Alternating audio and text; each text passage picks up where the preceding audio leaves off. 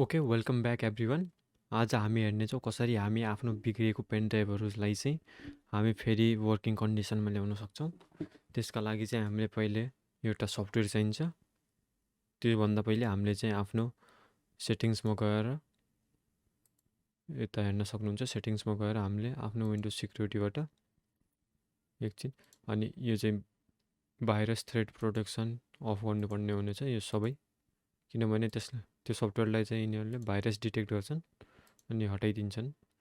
त्योभन्दा पहिले नै तपाईँले यो स्टेप युज गर्नुपर्ने हुनेछ, फलो गर्नुपर्ने छ यो स्टेप।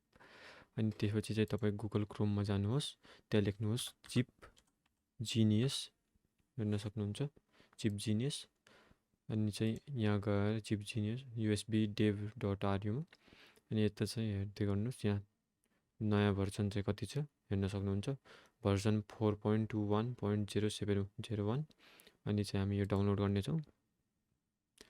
यो चाहिँ हामीले पहिल्यै डाउनलोड गरिसकेको भएर यस्तो देखाएको छ। अनि चाहिँ हेर्न सक्नुहुन्छ यसरी के डाउनलोड हुनेछ। अनि यति यो अनि यसलाई डाउनलोड हुन दिउँ।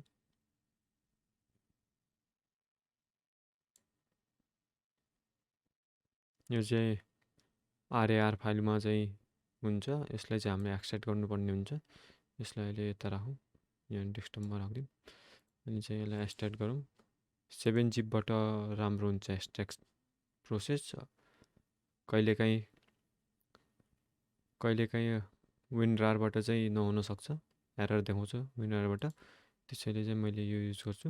अनि यसको पासवर्ड चाहिँ तपाईँले यसकै वेबसाइटमा मिल्छ। यसको पासवर्ड यहीँ लेखेको हुन्छ, जस्तै हेर्न सक्नुहुन्छ USB dev.ru।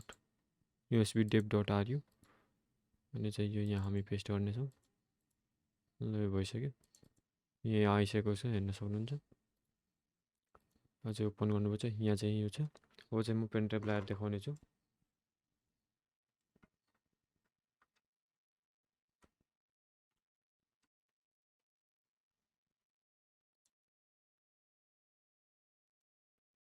अब तपाईँ यहाँ हेर्न सक्नुहुन्छ,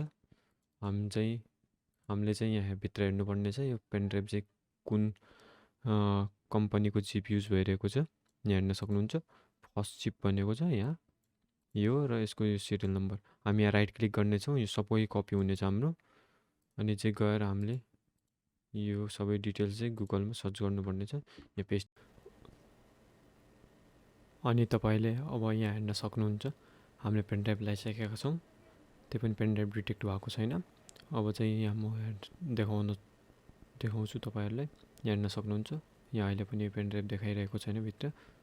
अनि चाहिँ हामी अब उसमा गएर हेरौँ डिस्क म्यानेजमेन्टमा।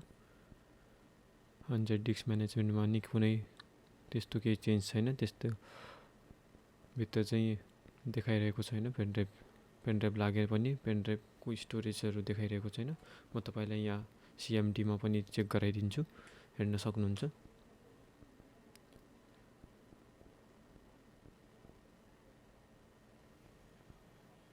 हेर्न सक्नुहुन्छ यहाँ हाम्रो चाहिँ पेनड्राइभ देखाएको छ, तर त्यसको साइज हेर्न सक्नुहुन्छ तपाईँ। अनि चाहिँ अब ओके, तपाईँहरू हेर्न सक्नुहुन्छ हामी त्यही पुरानो वेबसाइटमा आएका छौँ जहाँदेखि हामीले डाउनलोड गरेका छौँ। अनि चाहिँ हामीले चाहिँ त्यही जो कपी गरेका थियौँ त्यो चाहिँ हामीले त्यहीँ पेस्ट गरिदियौँ। अनि तपाईँ हेर्न सक्नुहुन्छ यहाँ चाहिँ हाम्रो आइसकेको छ सफ्टवेयर। अनि यो सफ्टवेयर हेर्न सक्नुहुन्छ यहाँ। अनि यहाँ चाहिँ हेर्न सक्नुहुन्छ को मोडलको लागि युज हुन्छ यो सफ्टवेयर।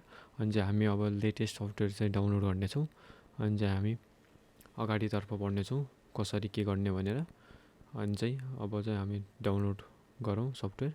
अनि यहाँ देख्न सक्नुहुन्छ हामीले चाहिँ सफ्टवेयर डाउनलोड गऱ्यौँ। अब चाहिँ ओपन गऱ्यौँ यसलाई पहिला बाहिर एक्सट्र्याक्ट गरेर निकालौँ। यहाँ हेर्न सक्नुहुन्छ तपाईँ सफ्टवेयर हाम्रो खुलिसकेको छ। एकचोटि हामीले यसलाई अनफर्चुनेटली हाम्रो चाहिँ अगाडि डाउनलोड गरेको चाहिँ सफ्टवेयर काम गरेन। अनि त्यसपछि चाहिँ हामीले नयाँ सफ्टवेयरको भर्जन खोज्यौँ र हामीले यहाँ पाइसकेका थियौँ 2021का लागि। हामीले चाहिँ यही डाउनलोड गऱ्यौँ। अनि तपाईँहरूलाई चाहिँ यो वेबसाइटको लिङ्क चाहिँ डिस्क्रिप्सनमा मिल्छ। अनि हेर्न सक्नुहुन्छ यहाँदेखि चाहिँ हामीले लेटेस्ट भर्जन चाहिँ डाउनलोड गऱ्यौँ। 2021मा चाहिँ आएको थियो यो भर्जन। अनि यसलाई हामीले इन्स्टल गऱ्यौँ, सेम प्रोसिजर हो। हामीले एक्सट्र्याक्ट गर्नुपर्छ, सेम त्यही जिप फाइलमा आउँछ हाम्रो। हेर्न सक्नुहुन्छ तपाईँहरू, हामीले चाहिँ एक्सट्र्याक्ट गरेपछि अब हामीले चाहिँ यो सफ्टवेयरलाई रन गऱ्यौँ। अनि यहाँ रन गरेपछि चाहिँ हेर्न सक्नुहुन्छ के आएको छ। अनि यसलाई चाहिँ हामी यस गरिदिउँ।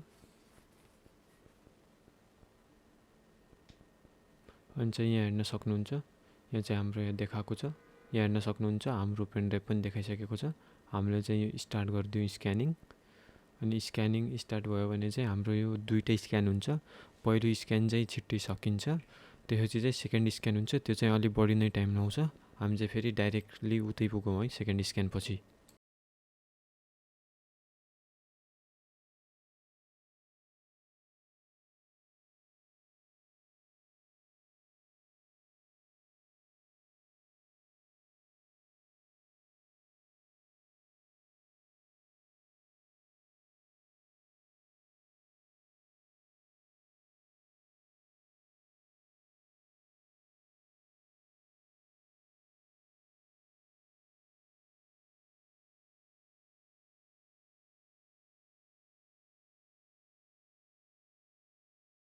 अब हेर्न सक्नुहुन्छ तपाईँहरू, यहाँ हामीलाई चाहिँ लगभग 49-50 मिनट आसपास लागेको छ यो टोटल सेकेन्ड स्क्यान कम्प्लिट हुन। अनि सेकेन्ड स्क्यान कम्प्लिट भइसकेपछि हेर्न सक्नुहुन्छ हाम्रो पेनड्राइभलाई चाहिँ सो गरिसकेको छ यहाँ। अनि हामी एकचोटि यसलाई फर्मेट गरौँ, पेनड्राइभ फर्मेट गरौँ। जति बेलासम्म हाम्रो यो पेनड्राइभ फर्मेट भइरहेको छ त्यति बेलासम्म तपाईँहरू हाम्रो युट्युब च्यानललाई सब्सक्राइब गर्नुहोस् र त्यस साथमा रहेको बेल आइकनले प्रेस गरिदिनुहोस्। अनि हाम्रो पेनड्राइभ चाहिँ फर्मेट भइसकेको छ। अनि तपाईँहरू पनि यस्तो भएको पेनड्राइभहरू चाहिँ जसमा चाहिँ यस्तो एररहरू आइरहेको हुन्छ, त्यो पेनड्राइभहरूलाई चाहिँ तपाईँले डाइरेक्टली यस्तै सल्भ गर्न सक्नुहुन्छ। अहिले यहाँ हेर्न सक्नुहुन्छ हाम्रो चाहिँ पेनड्राइभ सो गरिसकेको छ यता डिस्क म्यानेजमेन्टमा। अनि चाहिँ पेनड्राइभ चाहिँ फुल्ली वर्किङ छ। एउटा भिडियो सानो कपी गरेर हेरौँ त पेनड्राइभमा।